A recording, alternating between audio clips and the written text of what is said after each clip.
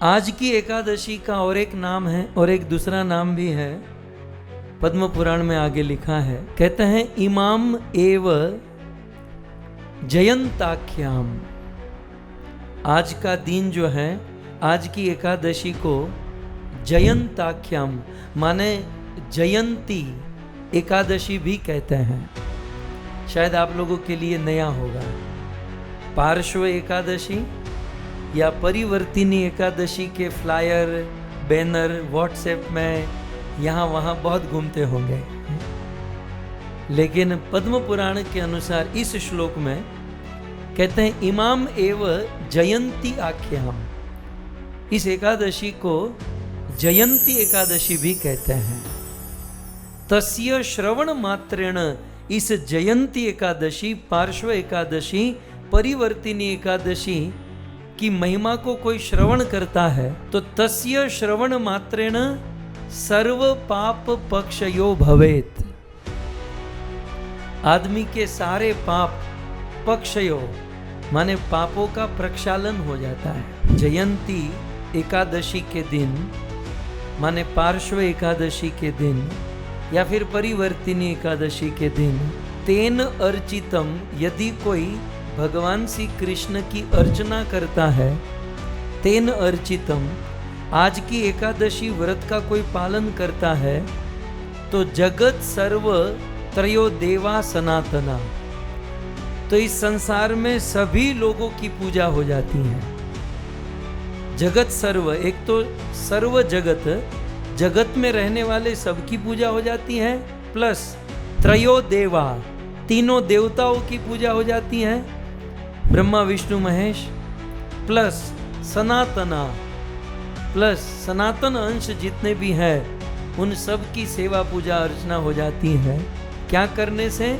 तेन अर्चितम, भगवान विष्णु की अर्चना करने से। सो आज की एकादशी व्रत का पालन करने से ये सारे देवता सब लोग प्रसन्न हो जाते हैं। यदि इस कथा को, इस एकादशी, पार्श्व एकादशी की महिमा की कथा को कोई सुनता है तो कथा पाप हराम पराम, तो ये कथा सभी प्रकार के पापों को हर लेती है। और इतना ही नहीं, यह कथा अश्वमेघ सहस्त्रस्य, 1000 अश्वमेघ यज्ञ फलम प्राप्नोति मानव, 1000 अश्वमेघ यज्ञ का फल मनुष्य को प्रदान करती है ये कथा। ये केवल श्रवण, श्रुणुयात, ये केवल सुनने से फल मिलता है। और यदि कोई इस एकादशी व्रत का पालन करे तब तो कहना ही क्या है। सो ऐसी पावन पवित्र पार्श्व एकादशी का सुंदर पर्व है। चतुर्मास की यह परम पवित्र और परम उत्तम एकादशी का पर्व हम सब चतुर्मास में आने वाली भाद्रपद शुक्ल पक्ष की इस एकादशी के विषय में पद्म पुराण से श्रवण करेंगे। पद्म पुराण में वर्णन है कि एक बार युधिष्ठिर महाराज भगवान श्री कृष्ण से कहते हैं कि ये भाद्रपद के शुक्ल पक्ष की जो एकादशी है इसकी क्या महिमा है। तब भगवान श्री कृष्ण स्वयं धर्मराज युधिष्ठिर को निवेदन करते हैं। श्लोक आपके सामने है। अस्याम प्रसुप्तो भगवान एत्यंग परिवर्तनम,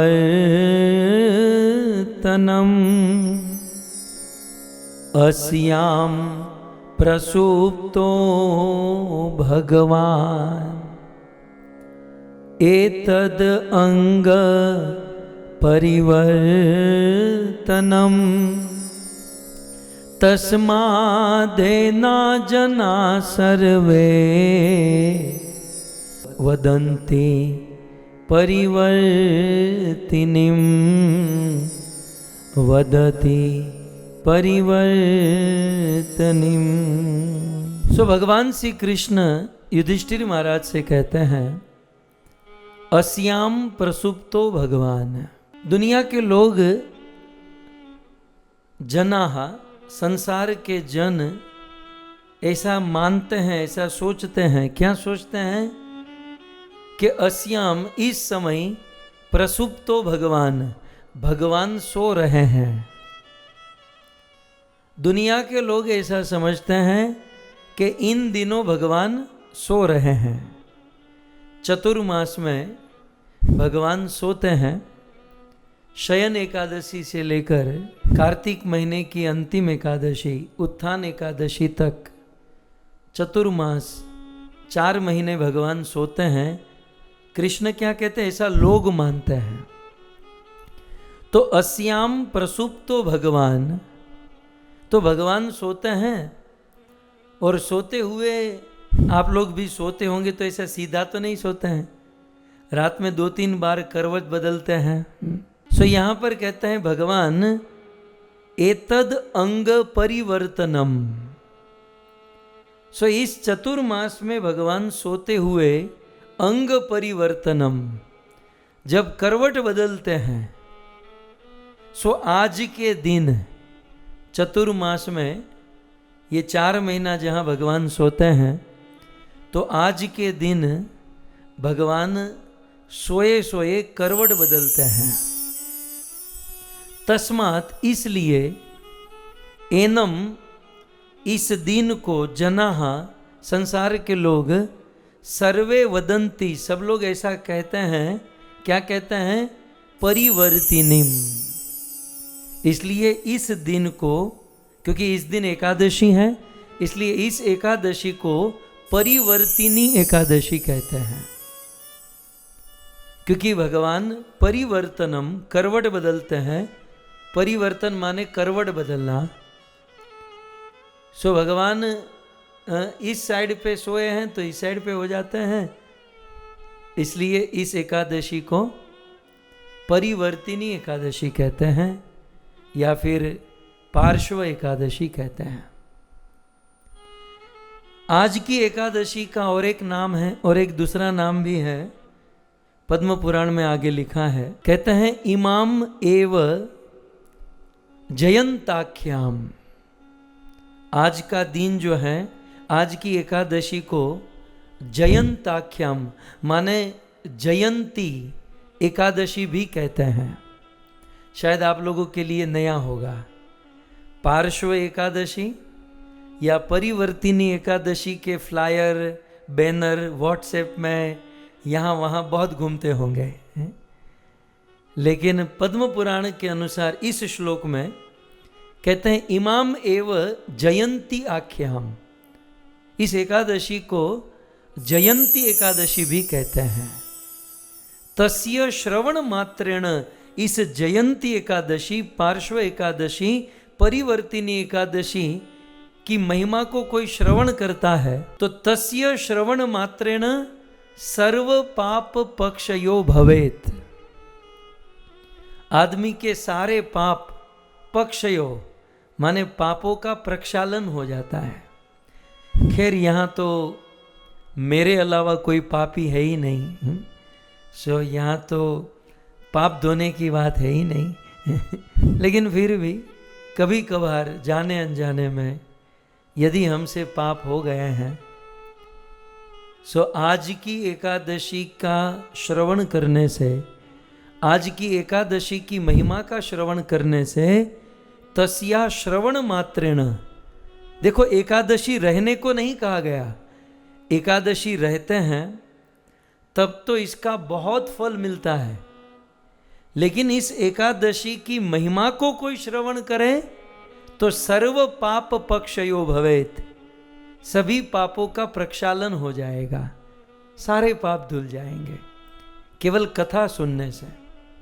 और यदि एकादशी रही जाए तब तो भगवान के चरणों में हम प्रेम उत्पन्न कर सकते हैं। सो नभस्य असित पक्षे तु जयंत्य एकादशी दिने, जयंती एकादशी के दिन माने पार्श्व एकादशी के दिन या फिर परिवर्तिनी एकादशी के दिन, तेन अर्चितम, यदि कोई भगवान श्री कृष्ण की अर्चना करता है तेन अर्चितम, आज की एकादशी व्रत का कोई पालन करता है तो जगत सर्व त्रयो देवा सनातना, तो इस संसार में सभी लोगों की पूजा हो जाती है। जगत सर्व, एक तो सर्व जगत, जगत में रहने वाले सबकी पूजा हो जाती है, प्लस त्रयो देवा, तीनों देवताओं की पूजा हो जाती है, ब्रह्मा विष्णु महेश, प्लस सनातना, प्लस सनातन अंश जितने भी हैं उन सब की सेवा पूजा अर्चना हो जाती है। क्या करने से? तेन अर्चितम, भगवान विष्णु की अर्चना करने से। सो आज की एकादशी व्रत का पालन करने से ये सारे देवता सब लोग प्रसन्न हो जाते हैं। तब युधिष्ठिर महाराज कहते हैं कि प्रभु, आपने कहा कि आज की एकादशी परिवर्तिनी एकादशी, पार्श्व एकादशी, और आज की एकादशी का नाम जयंती एकादशी है, तो जयंती किसकी जयंती? जयंती में आगे तो कुछ होता है ना, स्वामी विवेकानंद जयंती, महात्मा गांधी जयंती तो आगे कुछ तो होगा ना, केवल जयंती कैसे? जब युधिष्ठिर महाराज ने पूछा कि ये आज की एकादशी, ये जयंती एकादशी जो नाम है, ये किसकी जयंती है? तब भगवान कहते हैं कि ये वामन जयंती है। सो आज की एकादशी जो है ना, वामन जयंती के रूप में हम मनाते हैं। इसलिए ये जो जयंती एकादशी है, कंपलसरी 12 बजे तक, दोपहर को 12 बजे तक निर्जला उपवास करना चाहिए। क्यों? जयंती एकादशी दोपहर को 12 बजे तक उपवास करना होगा, क्योंकि जयंती एकादशी के दिन भगवान वामन प्रकट हुए और द्वादशी के दिन, ये 2 दिन तक भगवान वामन की लीला चली। सो हम वामन द्वादशी मनाते हैं, राइट? सो वामन द्वादशी मनाते हैं, लेकिन द्वादशी का तो पारण होता है और पारण करना भी जरूरी है, क्योंकि आपने एकादशी रही है तो एकादशी छोड़ने के समय में जगन्नाथ जी का वह महाप्रसाद चावल या अन्न खाकर उस एकादशी को छोड़ना भी है, और दूसरे दिन वामन द्वादशी भी है। तो फिर वामन द्वादशी हम फॉलो करें या ना करें? वामन द्वादशी फॉलो करने जाएंगे तो एकादशी का पारण नहीं कर पाएंगे, पारण नहीं करेंगे तो एकादशी का फल नहीं मिलेगा, और यदि एकादशी का पारण कर लेंगे तो भगवान वामन रूठ जाएंगे। खैर, भगवान कभी रूठते नहीं है। सो इसका निराकरण क्या है कि जयंती एकादशी के दिन, ये पार्श्व एकादशी के दिन, हम दोपहर को 12 बजे तक उपवास करें भगवान वामन का स्मरण करके, और इसलिए प्रभु ने इस एकादशी को जयंती एकादशी नाम दिया। सो वामन जयंती। सो क्योंकि आज एकादशी पड़ती हैं और पार्श्व एकादशी की भी बहुत सारी महिमा है, इसलिए भगवान वामन का कार्यक्रम हम द्वादशी के दिन रखते हैं। लेकिन पद्म पुराण के अनुसार भगवान वामन का प्राकट्य एकादशी के दिन हुआ, आज के दिन। मैं आपको श्लोक में आपको दिखा कर ही सुनाऊंगा ताकि ये प्रमाणित हो जाए। सो युधिष्ठिर महाराज ने भगवान श्री कृष्ण से पूछा पद्म पुराण में कि ये जयंती किसकी? तो कहते हैं वामन जयंती। जब साधु संत वैष्णवों की सेवा करके, भृगुवंशी ब्राह्मणों की सेवा करके असुर सम्राट बलि महाराज बड़े शक्तिशाली बन गए और विश्वजीत नाम का यज्ञ गुरु शुक्राचार्य ने करवाया, अनेकों प्रकार के अस्त्र शस्त्र से सुसज्जित होकर बलि महाराज अपनी सेना को लेकर स्वर्ग के ऊपर चढ़ाई की है, और दूर से बलि महाराज को आते हुए देखकर देवताओं के गुरु बृहस्पति समझ गए कि आज बलि का तेज इतना प्रचंड है कि असुर सम्राट बलि को कोई हरा नहीं सकेगा। तब देव गुरु बृहस्पति ने अनाउंस किया कि यदि अपनी जान बचाना चाहते हो तो जहां जगह मिले, जहां रास्ता मिले, सब कुछ छोड़कर भागो। इंद्र ने कहा होगा स्वर्ग छोड़ते, बोले जिंदा रहेगा तो फिर से स्वर्ग मिलेगा, अभी यहां से भागो। तो सारे देवता अपनी जान बचाकर भागे और असुर सम्राट बलि उस स्वर्ग को जीत लिए और स्वर्ग के ऊपर शासन करने लगे। और देवराज इंद्र के पास वह स्वर्ग नहीं रहा तो बड़ा कष्ट हुआ। देवराज इंद्र की माता अदिति ने पयोव्रत किया और भगवान विष्णु प्रकट हुए, निवेदन किया कि माँ आपको क्या चाहिए। बोले मुझे तो नहीं, लेकिन मेरे बेटे को आप स्वर्ग दिला दीजिए। भगवान ने कहा कि देखो असुर सम्राट बलि को हराना ये मेरे बस में भी नहीं है, क्योंकि बलि ने भृगुवंशी ब्राह्मणों की सेवा की है, और जो ब्राह्मणों की सेवा करता है, संतों की सेवा करता है, उसे मैं भी नहीं हरा सकता।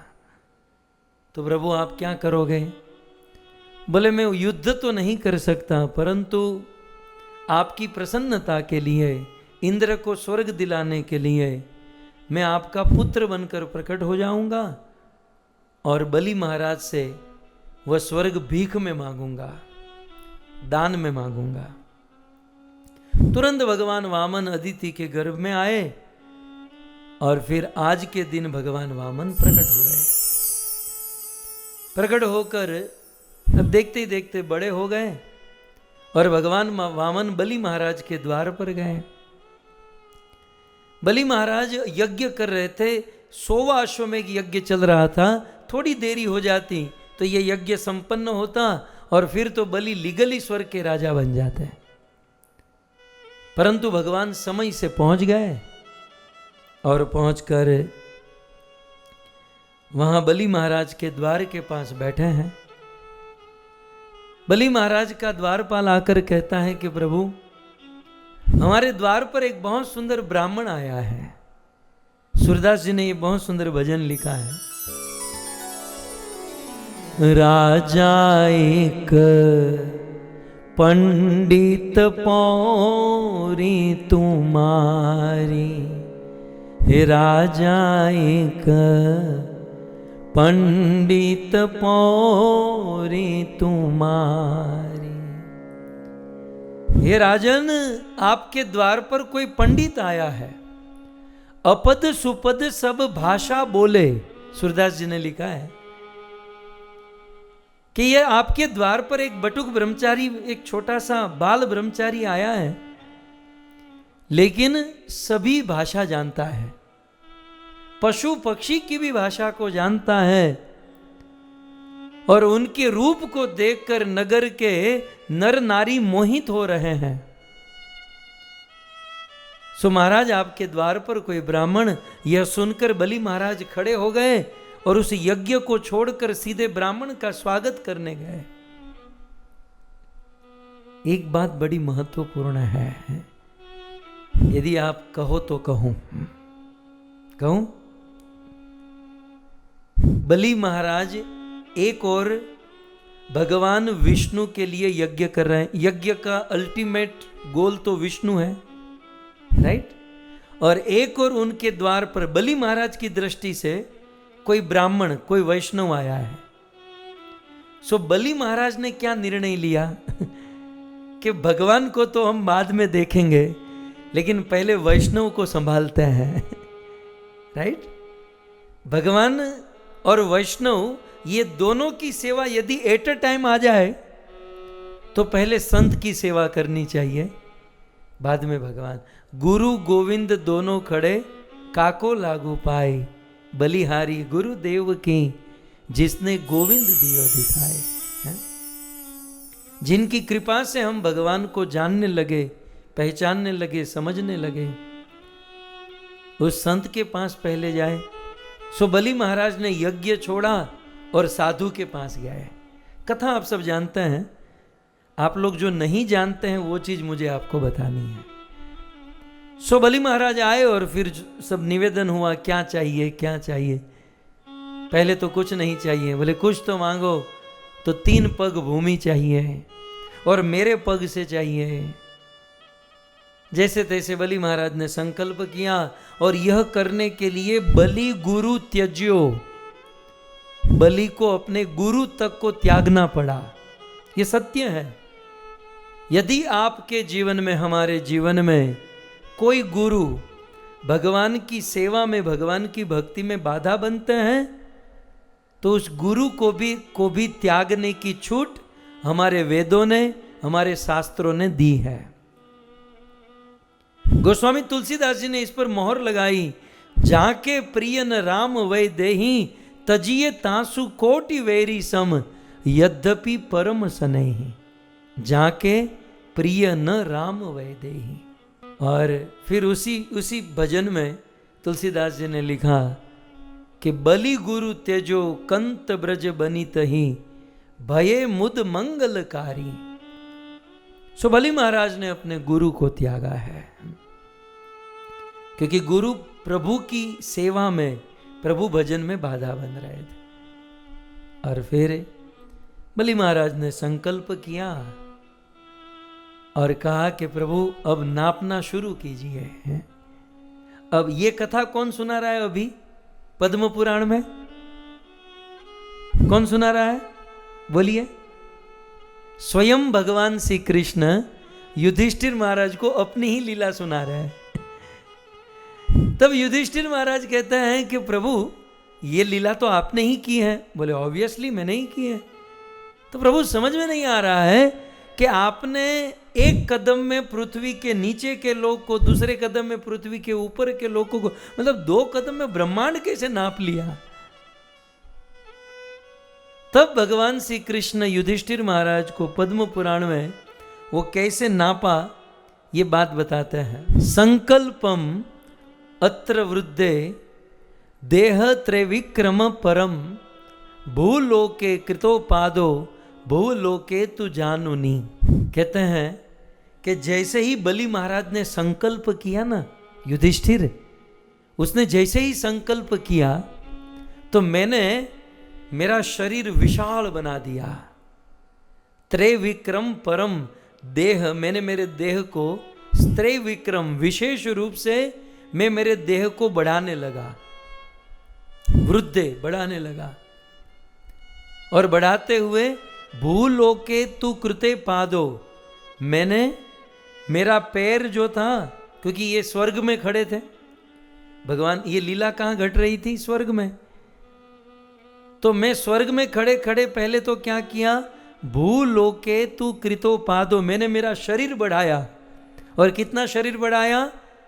स्वर्ग में खड़े खड़े पृथ्वी लोक तक मैंने लंबे चरण बना लिए। अब विचार करो, भगवान ने अपने चरण, भगवान के पग खड़े हैं स्वर्ग में भगवान, और पग कितने लंबे? पृथ्वी लोक तक। ये फिल्मों में डायलॉग नहीं आता है, उनके हाथ बहुत लंबे हैं। एक्चुअली भगवान के हाथ और पांव बहुत लंबे हैं। सो भूलोके तु कृतोपादो और भुव लोके तु जानुनी। और भुव, एक तो भू माने धरती, भूव लोक तक जानुनी, भूव लोक तक मेरा पांव पहुंचा और भूव लोक तक मेरा जानू पहुंचा, मेरी जंगा पहुंची। और आगे कहते हैं स्वर लोके तु कटी, स्वर्ग लोक तक मेरी कमर पहुंची। और महर लोके तु उदरम, और महर लोक में मेरा पेट पहुंचा। सो पाताल में, भू माने पाताल लोक में मेरा पांव, पृथ्वी लोक में मेरी थाइस जंगा, और स्वर्ग लोक में मेरी कमर, और महर लोक में, ऋषियों के महर लोक में मेरा पेट, और जन लोके तु हृदयम, और जन लोक तक मेरा हार्ट, मेरा हृदय पहुंचा। और तपो लोके तु कंठ, और तप लोक में मेरा कंठ, और सत्य लोके तु मुखम, और ब्रह्म लोक में मेरा मुख। आप विशाल कीजिए भगवान, विचार कीजिए भगवान वामन कितने बड़े हो गए। पाताल में पग, धरती पर जंगा, स्वर्ग लोक में कमर, महर लोक में पेट पहुंचा, जन लोक में हृदय पहुंचा, तप लोक में कंठ पहुंचा, और सत्य लोक में मुख पहुंचा। और सत्यलोक के ऊपर भगवान का शीर उत्तमांगम तथोर्ध्वत, और चंद्र सूर्य ग्रहाश्चैव, सूर्य चंद्रमा से लेकर ग्रह तारागण, जब भगवान ने ये बहुत विशाल शरीर धारण किया तो सूर्य चंद्र बड़े बड़े देवता आकाश में प्रकट हो गए। देवराज इंद्र, शेष, ये सब लोग वहां पर आए और मंत्रों के द्वारा भगवान की स्तुति करने लगे। और जब भगवान इतने विशाल हो गए तब भगवान ने पहले कदम से पृथ्वी के नीचे के लोगों को नापा और दूसरे कदम से पृथ्वी के ऊपर के लोगों को। 2 कदम में पूरा ब्रह्मांड नाप लिया। तब बलि महाराज को कहा कि अब तीसरा कदम कहाँ रखूं? बलि महाराज ने कहा कि मेरे सर पर रख दीजिए। बोले तेरे सर पर क्यों रखूं? बोले आपको धरती पर पग रखना है ना, क्षेत्र पर, क्षेत्र नापना है। तो शरीरम क्षेत्रम, शरीर भी एक क्षेत्र है। भू क्षेत्र जीव अन्नम, बोले ये शरीर भी एक क्षेत्र है। तो आप मेरे मस्तक पर पांव रख दीजिए। तब भगवान ने अपना तीसरा कदम बलि महाराज के मस्तक पर रखा। और इतना ही नहीं, बलि महाराज को बांध दिया। कथा आप सब जानते हैं, बलि महाराज को सूतल लोक में भेज दिया। भगवान श्री कृष्ण अब राज की बात युधिष्ठिर महाराज को आगे कहते हैं कि विनयो अवनतम, बलि महाराज के माथे पर मैंने अपना पांव रखा, मैंने उनका तीनों लोक स्वर्ग के साथ ले लिया, और यहां तक कि मैंने उसको पाताल में सूतल लोक में भेजा। तब मैं देखा कि बलि महाराज बड़े विनम्र है। इतना कुछ करने के बाद भी बलि महाराज क्रोध नहीं किए, कुछ नहीं बोले। तो विनय अवनतम दृष्टवा, बलि महाराज की इस विनम्रता को मैंने देखा और देखकर प्रसन्नोस्मि जनार्दनः, मैं प्रसन्न हो गया। सो विनयो अवनतम दृष्टवा प्रसन्नोस्मि जनार्दन। ये श्लोक थोड़ा अच्छा है। श्लोक तो सब अच्छे ही होते हैं, लेकिन हम लोगों के लिए प्रसन्न अस्मि जनार्दन, क्या कहा भगवान ने कि मैं प्रसन्न हो गया। जनार्दन, भगवान प्रसन्न हो गए। क्यों? विनय अवनतम दृष्टवा, बलि महाराज की विनम्रता देखकर। हमारा भगवान से मिलना होगा या हमें आपको भगवान की प्राप्ति होगी, केवल एक ही चीज से हो पाएगी, वो है विनम्रता, विनम्रता और विनम्रता। आप कहोगे तो आप तो कहते हैं हरि नाम लेने से भगवान मिलते हैं, चैंटिंग करने से भगवान मिलते हैं। चैंटिंग करने से मिलते हैं, लेकिन चैंटिंग क्यों किया जाता है? विनम्र बनने के लिए। आप कहते हो कि कथा सुनने से भगवान मिलते हैं, सही बात है, कथा सुनने से भगवान मिलते हैं, लेकिन प्रोसेस क्या है? ये कथा सुनकर, ये हरिनाम जप करके हम विनम्र बने। बाकी भगवान का कोई ऐसा कैलकुलेशन नहीं है कि इतनी कथा सुनोगे तो भगवान को मिलना ही पड़ेगा। 16 माला जपोगे तो कृष्ण को आना ही पड़ेगा। कृष्ण किसी के फ्रेम में या किसी भी क्या कहेंगे कंडीशन में बंधे हुए नहीं है। कृष्ण जैसा स्वतंत्र ईश्वर कोई नहीं है। केवल 16 माला, 4 नियम और ये कथा कीर्तन करने से हम सोचे कि कृष्ण बंध जाएगा, उसको आना ही पड़ेगा, कभी नहीं, कभी नहीं। कृष्ण कोई किसी भी कंडीशन में, कृष्ण किसी भी शर्त में बंधे नहीं है। ये कथा कीर्तन प्रवचन ये क्यों हो रहा है? हम विनम्र हो जाए। विनम्रता के लिए भगवान हमको मिलेंगे तो केवल विनम्रता से मिलेंगे, अन्यथा हम लोग चैलेंज करके कहे हमने 32 माला की है, हम लोग अल्टर में सेवा करते थे, अंदर अंदर जाके आरती उतारते थे, हमको तो मिलेंगे। कृष्ण इन्हें कोई नहीं हाड़ी बार नहीं, वो नंबर नहीं देखते, वो हमारी विनम्रता देखते हैं। आप जानते हैं हम सब लोग श्री चैतन्य महाप्रभु के इस संप्रदाय में, महाप्रभु के इस मिशन में हैं। महाप्रभु की हम सब जीवों के ऊपर बहुत बड़ी कृपा हुई। पूरी दुनिया कृष्ण को प्राप्त करने के लिए जन्म जन्म मुनि जतन कराही, जन्म जन्म तक जतन करते हैं, लेकिन फिर भी उस कृष्ण को प्राप्त नहीं कर सकते। लेकिन हम जैसे साधारण लोग इसी जन्म में कृष्ण को प्राप्त कर सकते हैं। उसका पासवर्ड, उसकी चाबी श्री चैतन्य महाप्रभु ने हमें दे दी, और वह चाबी है विनम्रता। इसलिए संप्रदाय तो 4 हैं, और 4 संप्रदाय के अंतर भी अनेकों संप्रदाय हैं, लेकिन ब्रह्म मध्व गौड़ीय संप्रदाय में आपको जो विनम्रता देखने मिलेगी, ये गौड़ीय संप्रदाय जैसी विनम्रता आपको कहीं देखने नहीं मिलेगी। इसलिए मैं बाहर के लोगों को अक्सर कहता हूं कि हम गौड़ीय भक्त की विनम्रता को देखकर कहीं हमको कमजोर मत समझ लेना। ये तो महाप्रभु ने सिखाया है, श्रील प्रभुपाद ने सिखाया है, और हमें कन्हैया को प्रसन्न करना है, इसलिए हम अपने आप को विनम्र बना रहे हैं। क्योंकि प्रभु प्रसन्न होंगे विनम्रता से। विनम्रता। परम पूज्य श्री राधानाथ स्वामी, हमारे वर्तमान आचार्य श्री राधानाथ स्वामी, जब जब मैंने उनको सुना है, मैंने ये देखा है कि वे विनम्रता के ऊपर बहुत जोर देते हैं कि हर भक्त को विनम्र होना चाहिए, हम्बल होना चाहिए, है? और सदैव पूज्य राधानाथ स्वामी विनम्रता की साक्षात मूर्ति है। मैं आपको उनकी विनम्रता बताऊं। हमारे मुंबई में उनकी बहुत बड़ी व्यास पूजा हुई, और परम पूज्य राधानाथ स्वामी की व्यास पूजा माने जबरदस्त।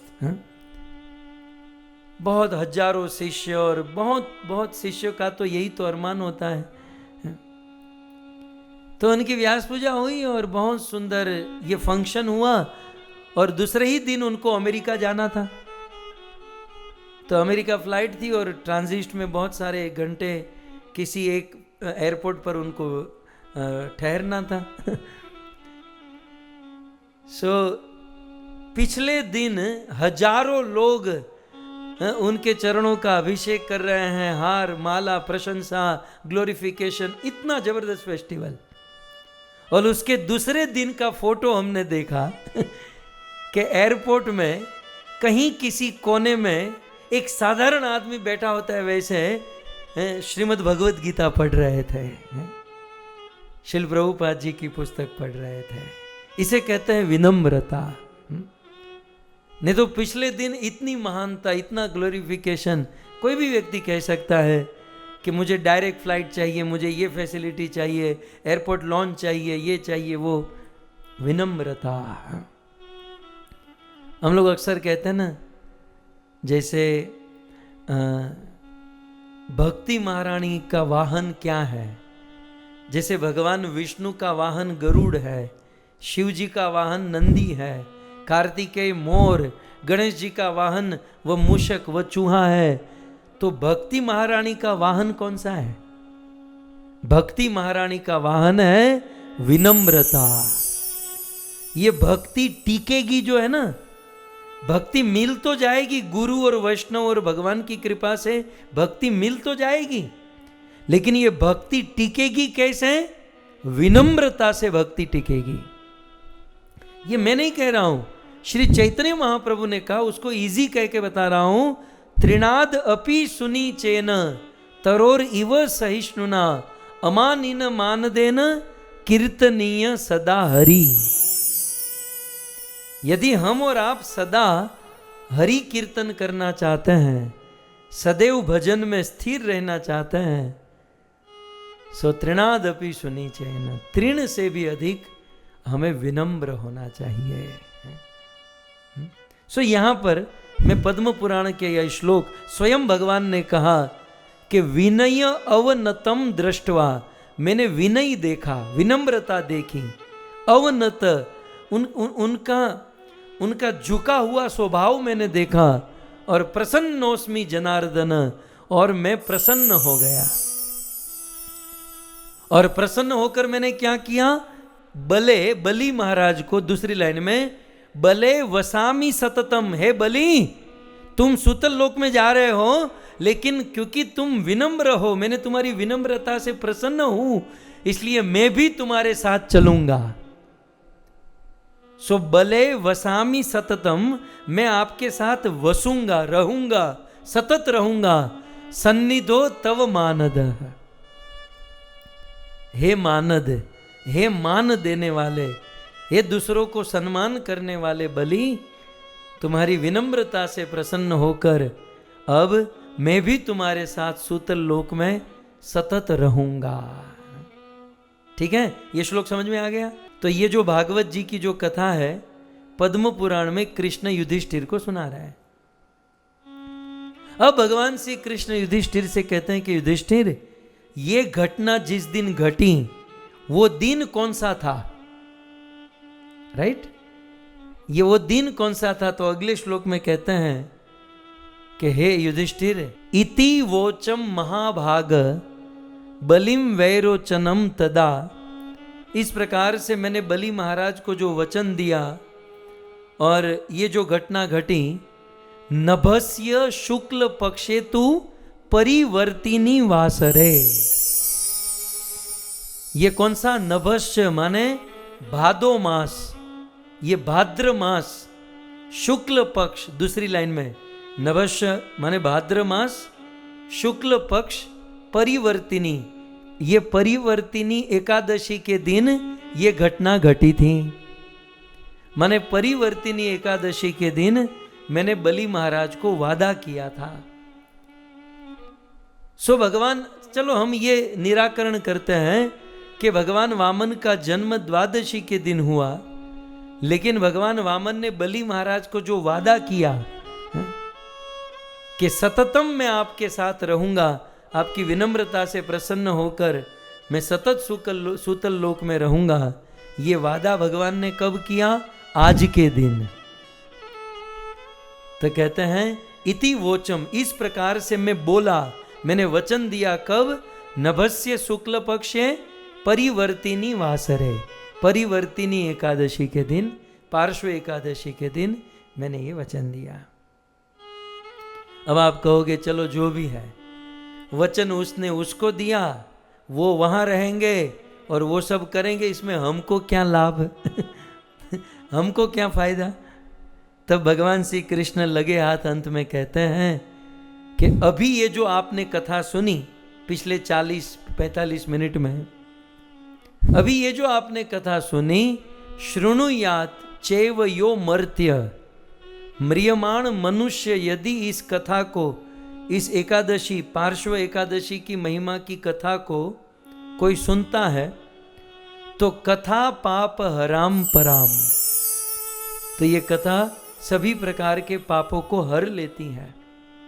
और इतना ही नहीं, यह कथा अश्वमेघ सहस्त्रस्य, 1000 अश्वमेघ यज्ञ फलम प्राप्नोति मानव, 1000 अश्वमेघ यज्ञ का फल मनुष्य को प्रदान करती है ये कथा। ये केवल श्रवण, शृणुयात, ये केवल सुनने से फल मिलता है। और यदि कोई इस एकादशी व्रत का पालन करे तब तो कहना ही क्या। सो ऐसी पावन पवित्र पार्श्व एकादशी का सुंदर पर्व है।